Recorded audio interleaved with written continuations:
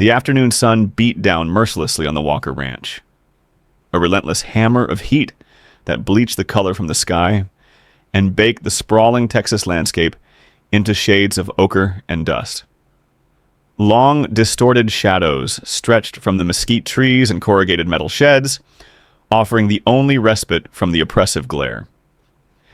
Inside the cavernous equipment shed, the air was thick with the familiar, comforting sense of motor oil, hot metal, and dry hay. Thomas Walker, his weathered hands permanently stained with the grease and grit of a lifetime of labor, was bent over the exposed engine of his old John Deere tractor. At 62, his face was a roadmap of sun-etched lines. His back ached with a persistent low-grade fire, but his hands were still steady, his mind still sharp.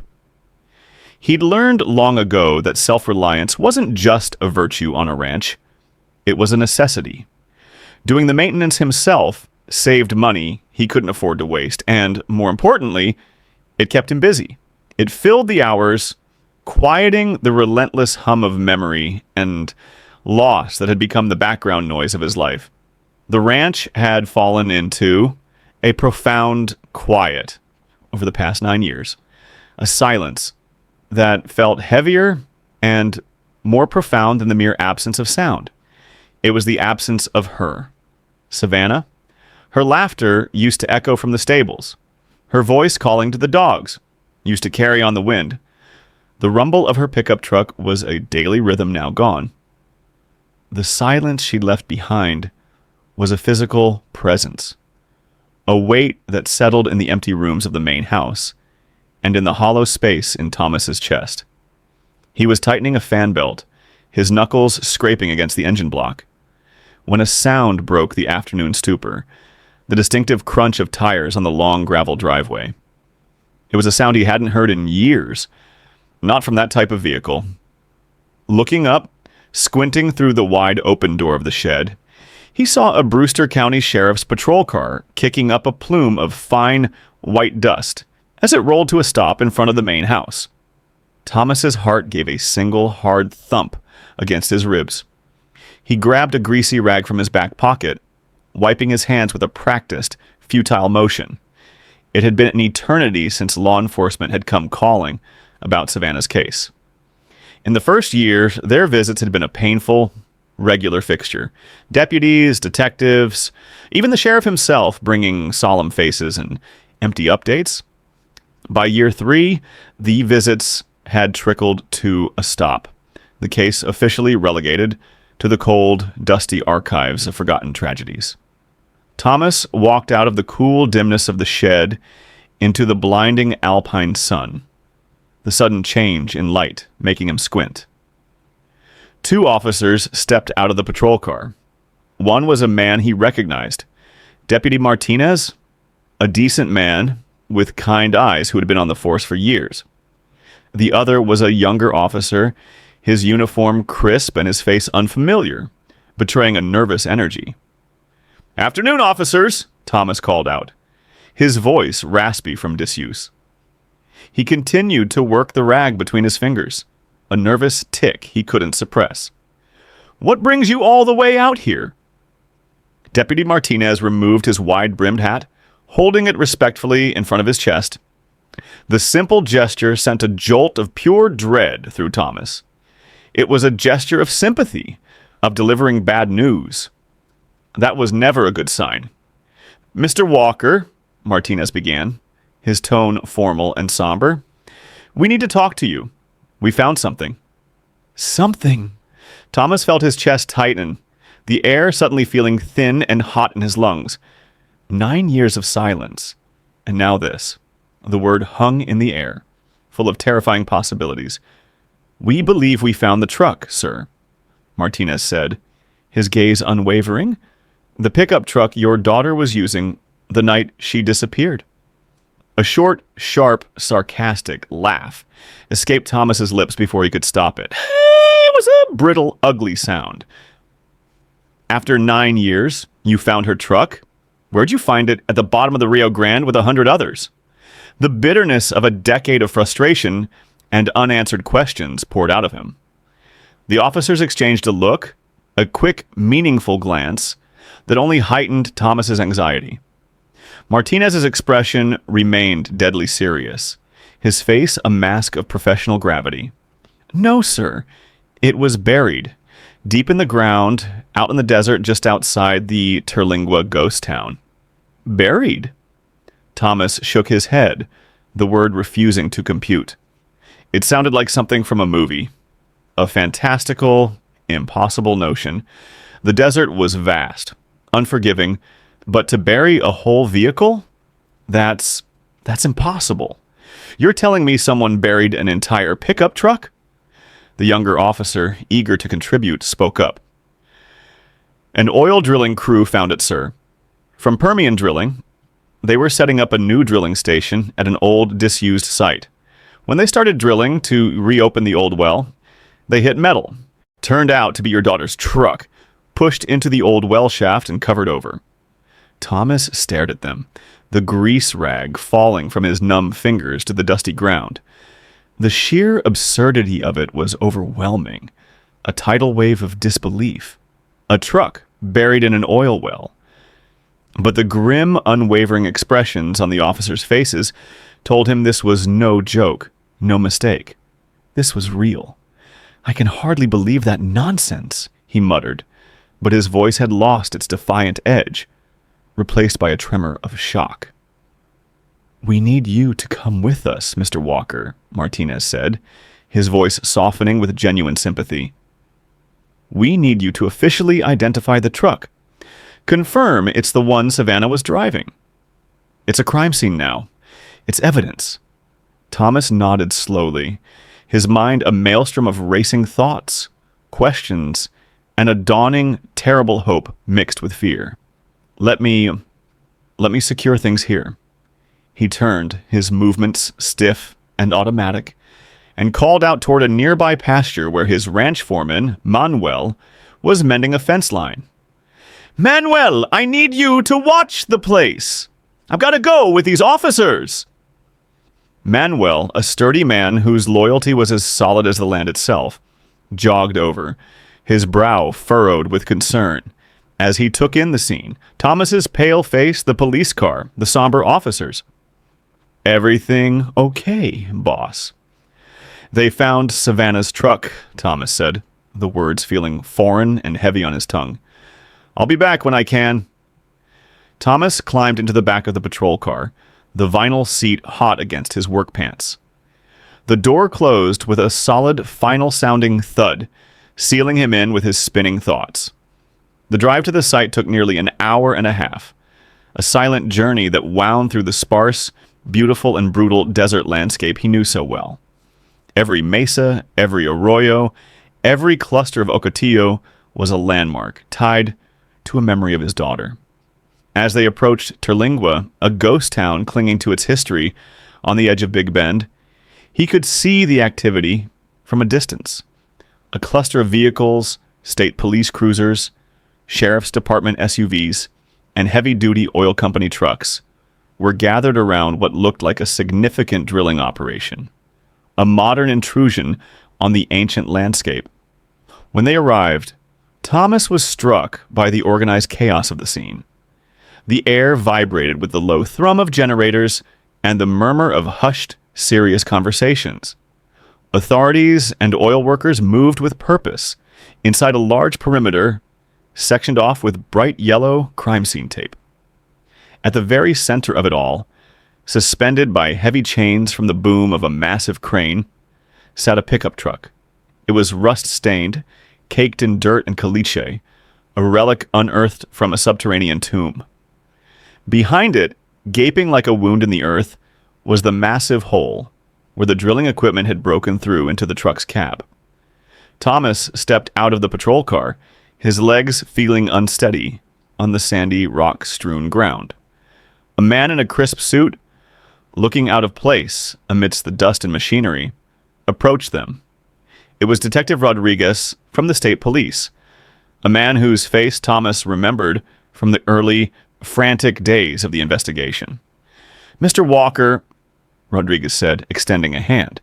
His grip was firm, his eyes holding a mixture of professional duty and genuine regret. "I'm sorry we're meeting again under these circumstances." "Detective," Thomas acknowledged, shaking his hand, though his eyes were fixed, drawn inexorably toward the suspended truck. It was her truck. He knew it instantly, even through the grime and the rust. The dent on the passenger side door from where she'd bumped a gatepost years ago was still visible. Rodriguez guided him toward a heavy-set man in an oil company hard hat and sweat-stained work shirt. "This is Jim Patterson, the site foreman for Permian Drilling. Jim, tell Mr. Walker what you told us." Patterson, a man whose skin was as sun-beaten as Thomas's, cleared his throat, his gaze respectful. "Well, sir, this location was marked in our surveys as a disused drilling site from the 1960s. The well was supposed to have been capped and marked. When my crew arrived this morning to begin work, we noticed a large flat boulder, several tons at least, sitting right on top of where the old wellhead should have been." "That seems strange," Thomas noted, his mind struggling to focus on the man's words, while his gaze kept drifting to the truck. "Usually, old wells are just capped with concrete and marked, not covered with boulders." "Exactly," Patterson agreed. "It was odd, but we just figured it was some local quirk. We brought in a front loader to move the boulder. After that, we ran our standard ground-penetrating tests. But the old metal casing of the well must have interfered with the readings, because we didn't detect anything unusual down there. We started drilling to reopen the well, and about 15 feet down, we hit something that wasn't rock or soil. The drill operator knew right away something was seriously wrong. The torque, the feedback, it was all off." "So you dug it out?" Thomas asked, his voice a low rasp. "Had to," Patterson confirmed. "Our detectors couldn't get a clear read on what we'd hit.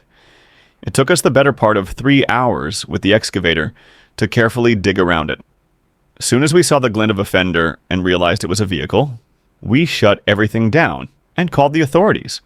I mean, why would anyone dump a truck down an oil well unless they were trying to hide something permanently?" Thomas moved closer, ducking under the yellow tape with Rodriguez's permission. Despite 9 years underground, the truck was remarkably intact. The dry desert conditions had mummified it, preserving it better than he would have ever expected, though rust had eaten away at the undercarriage and wheel wells. The front windshield was a spiderweb of shattered glass, where the massive drill bit had punched through, a violent intrusion after years of silent darkness. "Someone dumped this here deliberately," Thomas said, his voice tight with a cold, rising anger. "This isn't anywhere near Savannah's usual route. She was moving cattle on the west grazing lands that night. She would never have driven herself out here, anywhere near an old oil well." Detective Rodriguez nodded, his expression grim. "We agree. We found no human remains in or around the vehicle, but yes, this is clearly a crime scene. Someone went to a considerable, almost unbelievable amount of effort to hide this truck." "Can I see what was inside?" Thomas asked, his heart pounding. Rodriguez led him to a provisional evidence tent that had been set up nearby. Under the harsh, sterile light of portable lamps, a folding table was covered with evidence bags, each meticulously labeled and photographed. Thomas's breath caught in his throat. He recognized Savannah's possessions instantly, each one a tiny, sharp stab of memory. Her worn leather wallet with the distinctive turquoise snap she loved. A simple hair tie with a few strands of her long, dark hair still wound through it. Her small silver cross necklace, a piece that had belonged to her mother, and that she never took off. "These are hers," Thomas confirmed, his voice rough with emotion. He pointed to a grimy multi-tool in one of the bags. "That's mine. I gave it to her for emergencies." His finger moved to a tire pressure gauge in another bag. "That's mine, too. Told her to always keep it in the glove compartment." A commotion near the site entrance drew their attention. Sheriff Clayton Ridge's official SUV pulled up, dust swirling around its tires. The sheriff emerged, a large, imposing man who always seemed to fill whatever space he occupied. He adjusted his hat, surveying the scene with an air of authority as he walked toward them. Detective Rodriguez and Thomas went to meet him.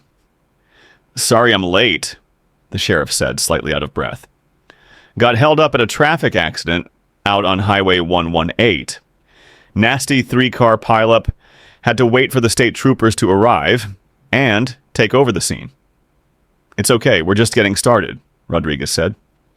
Sheriff Ridge turned to Thomas, his expression softening into one of practiced sympathy. "Thomas, I'm real sorry about all this. I know we searched for 9 long years, and to finally find something like this, it's a shock to the system. It's good we found the truck, Clayton," Thomas said, his voice carefully neutral. "But my daughter is still missing. This doesn't tell us if she's alive or dead, if she's safe or suffering. This truck doesn't explain a damn thing." "What about DNA samples?" Thomas asked, turning back to Rodriguez, desperate for a tangible lead. "Maybe there's something on the seats, the steering wheel, yet that could tell us what happened." "Forensics has already collected everything they could find," Rodriguez assured him. "Hair fibers, possible blood samples from the seats, fingerprints, if any survived the years in the dirt. It'll take a few days at minimum, probably longer, to get anything processed at the lab in Austin." The oil company supervisor, Patterson, approached the sheriff. "Sheriff Ridge, can we resume our operations in the surrounding area? We've got contracts to fulfill, and this is holding us up." "No," the sheriff said, his voice firm and authoritative. "This entire area is a crime scene now. I'm expanding the perimeter by a half-mile in every direction. We'll have an excavation team come in and go over the nearby area, grid by grid, see if there's anything else buried out here." The questions came faster now, the sheriff's tone shifting from conversational to interrogatory. Thomas felt a hot flush of anger creep up his neck. "Clayton, what the hell is this? You're missing the point entirely. They found her truck buried in a damn oil well, and you're here asking me for an alibi? I didn't kidnap my own daughter." "Why in God's name would I do that?" "I didn't say you kidnapped her," the sheriff replied calmly, his placid demeanor only fueling Thomas's rage. "But we have to explore all possibilities. In cases like this, sometimes family members are involved." "You're wasting your time if you think I did this," Thomas said, his voice hard as iron. "I was here from 8 p.m. until 11 p.m., working on ranch accounts. Then I drove out to the grazing land, spent about an hour looking around, and came back. And even if I'd wanted to do something so monstrous, which is insane, I'm 62 years old, Clayton.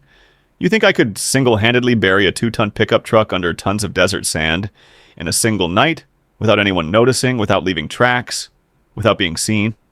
The sheriff just kept making notes. "What about your ranch staff? Manuel, the others? Where were they that night?"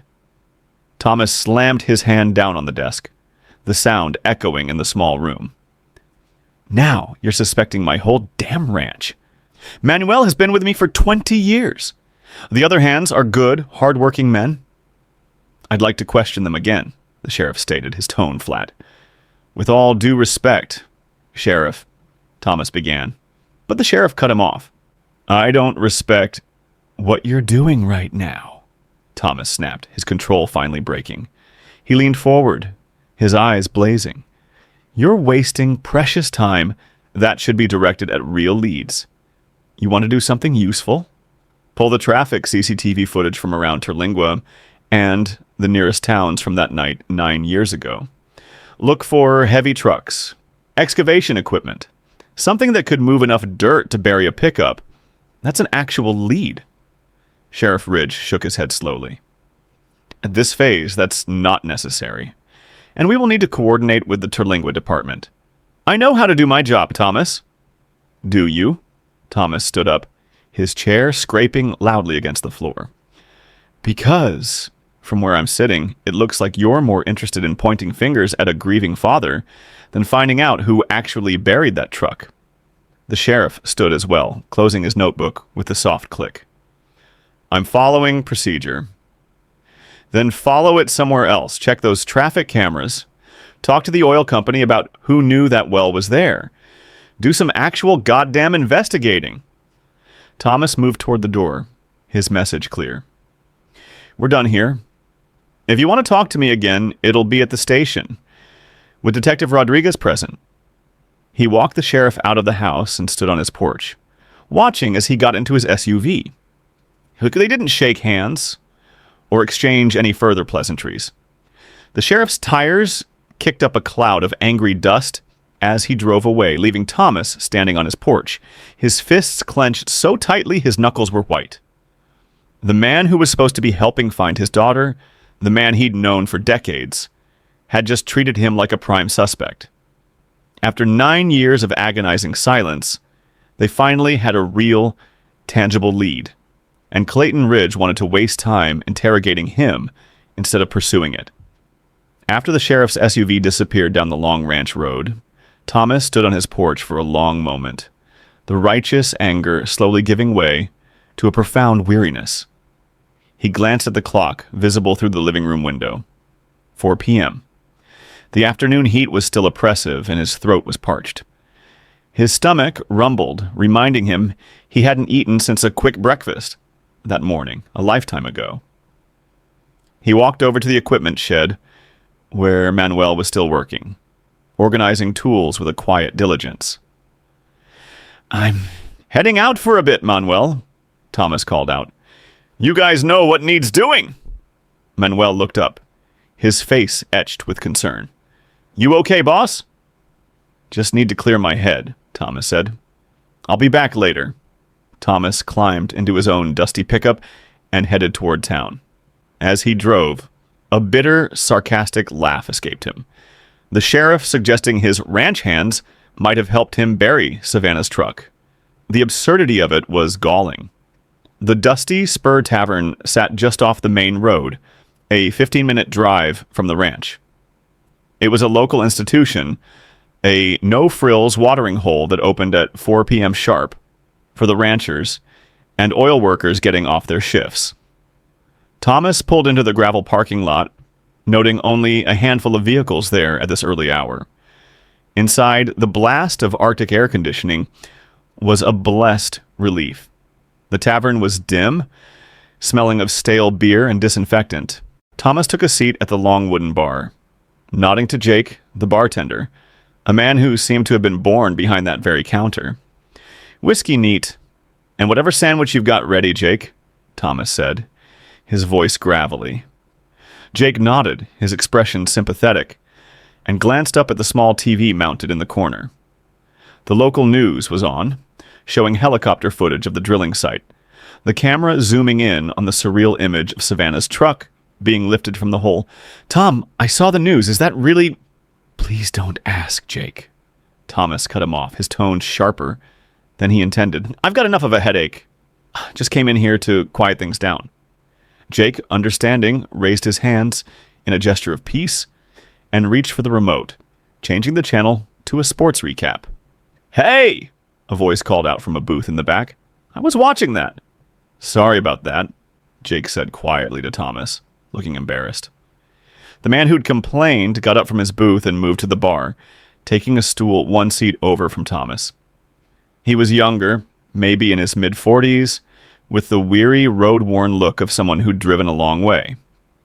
He kept glancing irritably at the now-changed TV.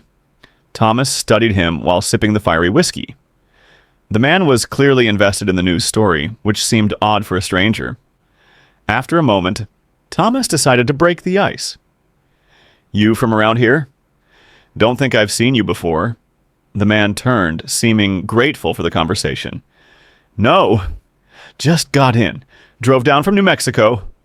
He extended a hand. Barry Granger. Thomas shook it. Thomas Walker. What brings you to Alpine? Thomas asked. Looking for my brother, actually, Terry Granger. He's a police officer here, or was anyway. Thomas nearly choked on his whiskey. Terry Granger. He remembered the name vividly. A young, eager officer from traffic enforcement who had been part of the initial investigation 9 years ago. Terry Granger? Yeah, I know Terry. Or I did. Barry's face lit up with a flicker of hope. That's him. You know him. Thomas gestured vaguely toward the television. That truck they found. It belonged to me. My daughter was driving it when she disappeared. Barry's hopeful expression crumbled, replaced by one of horror and embarrassment. Oh, God. I'm so sorry. I had no idea. No wonder Jake changed the channel. Thomas waved off the apology. It's fine, but why are you here alone? Where's Terry? That's just it. I can't find him, Barry said, his frustration evident. I've been in Alpine for 2 days. I went to the police department, but they told me Terry quit the force 9 years ago. Packed up and left. Nobody seems to know where he went. 9 years ago. The words struck Thomas like a physical blow. The same year Savannah disappeared. Wait a minute, Thomas said, a strange connection forming in his mind. Now that you mention it, I remember someone telling me Terry moved to Mexico. Mexico? Barry looked stunned. He never told me that. Why would he just quit his job, leave the country, without saying a word to his own brother? They sat in silence for a moment, the hum of the beer cooler filling the space between them. Thomas was processing this new, unsettling piece of information. Terry Granger, the traffic cop who had been so helpful in the beginning, pulling camera footage from the highways, had vanished at the same time. Did Terry ever mention anything to you about my daughter's case? Thomas asked, a long-shot hope flickering. Barry shook his head, looking down at his beer. We weren't that close, actually. Barely talked after our parents died years ago. We didn't part on good terms. My life was pretty messed up back then. I'm pulling it together now. I wanted to reconnect with him, make things right, except nobody knows where he is. Someone at the station must know something, Thomas insisted. His investigative instincts, honed by 9 years of desperate searching, kicking in. I know a lot of the staff there. Detective Rodriguez, he's been working with me. He'd surely know if Terry really relocated to Mexico. I appreciate that, but you've got your own problems to deal with. I shouldn't burden you with mine, Barry said sincerely. It's not a big deal, Thomas said, finishing his whiskey as Jake brought him a thick roast beef sandwich. Look, you need help finding your brother, and I need to talk to the detective anyway, especially after my run-in with the sheriff. Jake brought the check, but Barry grabbed it before Thomas could reach for his wallet. Least I can do, Barry said. Thanks, Thomas stood. You got a vehicle? Number took a cab from my motel. Come with me then. The station's not far from here. We'll see what the detective knows about Terry. Barry's relief was palpable. Thank you.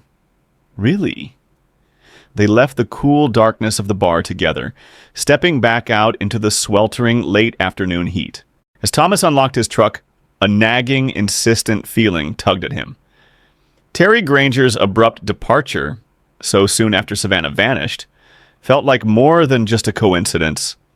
It felt like a piece of a puzzle he hadn't even known he was missing.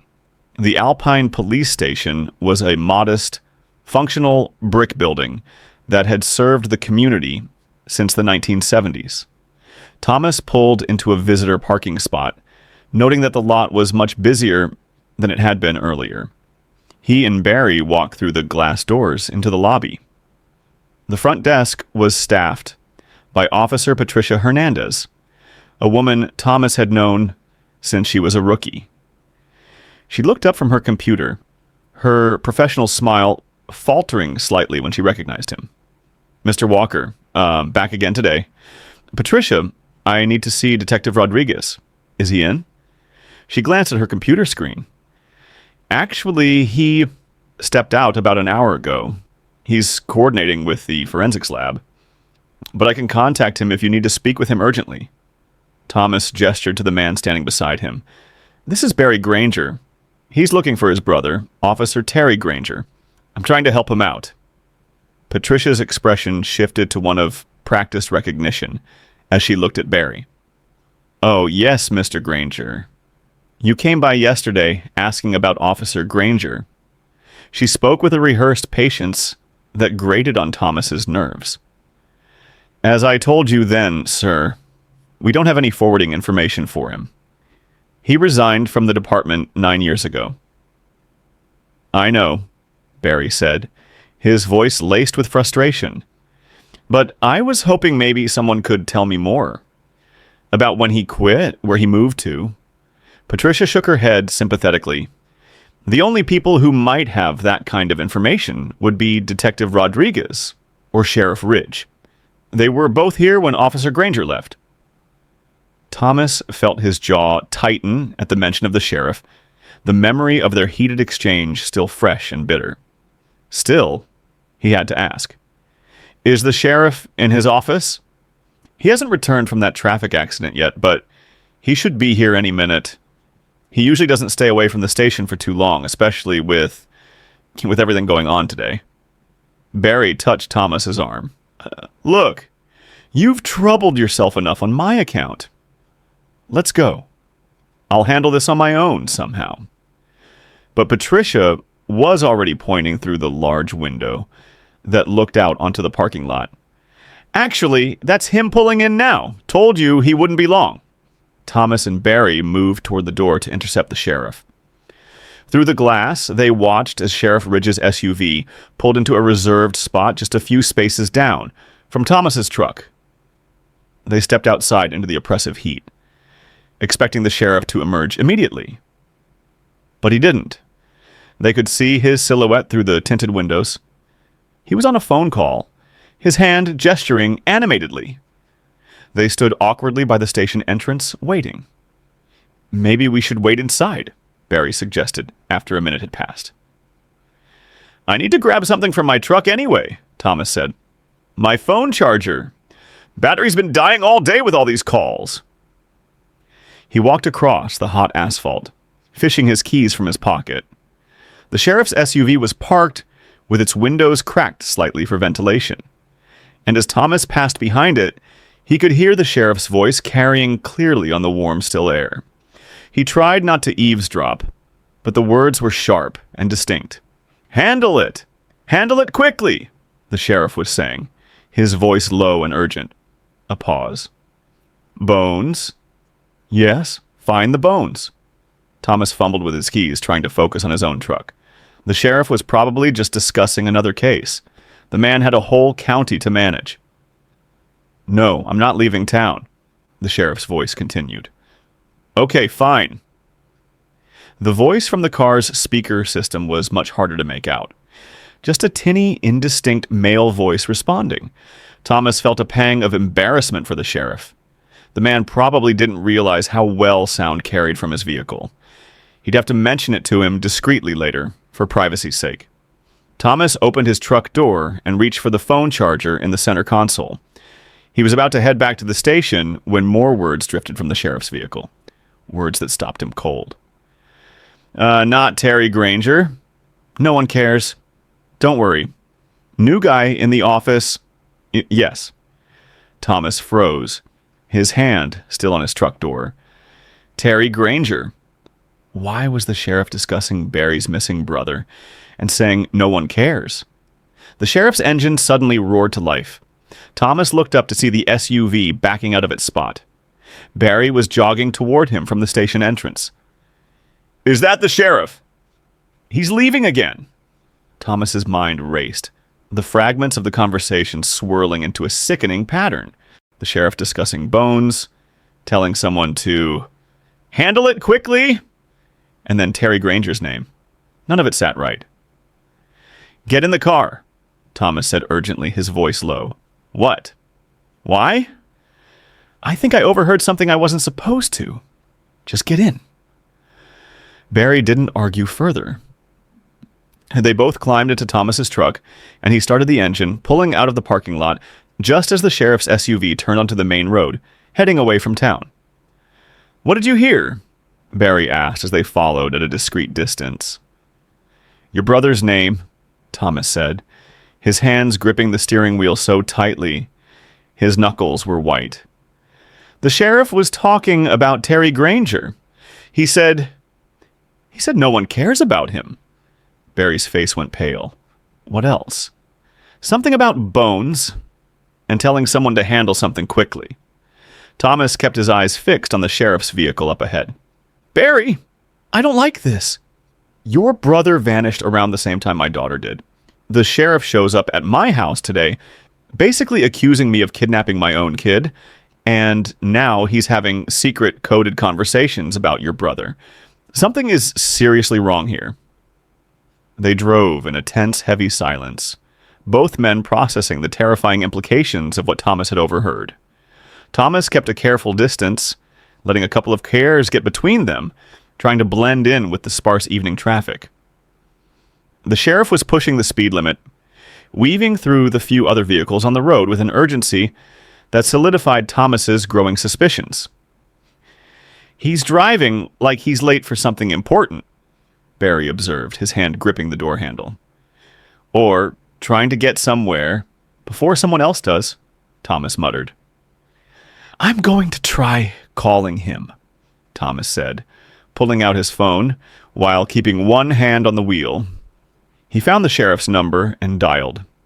Through the distance between their vehicles, he could see the sheriff's hand move to his phone, glance at the screen, and then set it aside. The call went to voicemail. He's ignoring me. Try the detective, Barry suggested.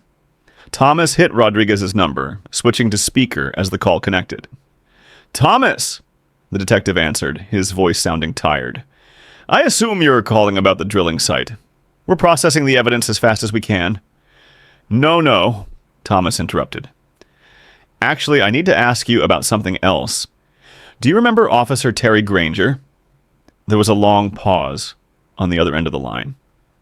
When Rodriguez spoke again, his voice was careful, measured. Terry Granger? Yes, I remember him. A good cop.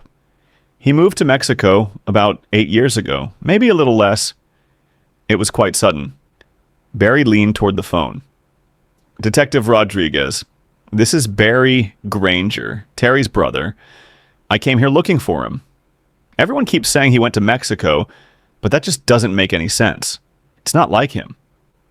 I'm sorry, Mr. Granger, but that's the official story we were all told. He said he wanted to find a different passion. Try something new. No way, Barry said firmly. Terry loved being a cop. He was so proud of that badge. He used to say he'd take the job to his grave. Why is this so important right now? Rodriguez asked, his detective's intuition clearly kicking in. Thomas quickly explained his confrontation with the sheriff that afternoon, the strange accusations, and the damning snippets of conversation he'd overheard in the parking lot. We're following him right now. Something's not right here, detective. You're following Sheriff Ridge? Thomas? That's not a good idea. You should... He's turning! Barry interrupted. They watched as the sheriff's SUV slowed and turned abruptly onto a dusty, unmarked dirt road that led toward what looked like an old, run-down farmhouse, barely visible in the gathering dusk. Detective, I'll call you back, Thomas said, ending the call. He slowed his own truck, looking for a place to pull off the main road. About 100 yards past the farmhouse entrance, he found a thick cluster of mesquite trees that provided decent cover. He killed the engine and the lights. What are we doing? Barry whispered, his voice tight with tension. Watching, Thomas replied, his eyes fixed on the distant scene. Something's happening here. Through the deepening twilight, they could see the farmhouse more clearly now. It was dilapidated but not entirely abandoned. Lights glowed in the windows, and a couple of other vehicles were parked outside. The sheriff's SUV had stopped halfway up the long drive. As they watched, another car, a dark sedan, approached from the opposite direction, coming from the farmhouse itself. Look, Barry pointed. Several men, 3, maybe 4 figures in the dim light, got out of the newly arrived sedan. They moved to the back seat of their vehicle and pulled someone out. Even from their distance, it was clear the person was bound. Their movements were restricted, and they stumbled as they were dragged between the men. Jesus, Barry breathed. Is that person blindfolded? Thomas squinted, wishing desperately for a pair of binoculars. The figures moved toward the sheriff's SUV. With a growing, sickening sense of horror, they watched as the bound person was unceremoniously loaded into the trunk of the sheriff's vehicle. The sheriff himself never even got out of his car. "What the hell is going on?" Barry's voice was a shaky whisper. They watched as the sheriff's SUV pulled away from the farmhouse, continuing down the dirt road in the direction they'd originally been heading. The other car turned around and sped back toward town. "Call Rodriguez now," Thomas said, his voice a low growl. Barry was already dialing. When the detective answered, Thomas grabbed the phone. "Detective, we just witnessed Sheriff Ridge receive what appears to be a kidnapped person. They loaded someone bound and blindfolded into his trunk at an old farmhouse off Highway 67. "Thomas, that's a serious accusation. Are you absolutely certain about what you saw?" "Two eyes can be wrong, Detective," Thomas said grimly. "But four eyes don't miss that kind of detail. Barry saw it too." Barry nodded vigorously, though the detective couldn't see him. He spoke into the phone. "Confirmed. Someone was transferred from one vehicle to the sheriff's. They were definitely restrained." Rodriguez's voice became all business, the weariness replaced by cold urgency. "If what you're saying is true, I'll have to issue a BOLO immediately. All units will be alerted to stop the sheriff's vehicle." "Do it," Thomas said. "I'm dispatching units to your location now. If the sheriff is taking that road, he's heading for one of the few exits out of Alpine. We can set up roadblocks." "Can you do this discreetly?" Thomas asked Rene. "So he won't know it's coming?" "That depends on how many loyal men he has at dispatch. But it doesn't matter. The Bolo will ensure he's stopped. I'll handle this personally." Rodriguez paused. "Thomas. Barry. It's getting dark. You should turn back now. Let us handle this." Thomas started his engine, pulling back onto the road. "If that person in his trunk is Terry Granger or my daughter Savannah, I'm not letting him out of my sight. Just be fast, Detective." He didn't wait for a reply. He pressed the accelerator, following the sheriff's distant taillights as darkness finally settled over the vast Texas landscape. The hunt was on.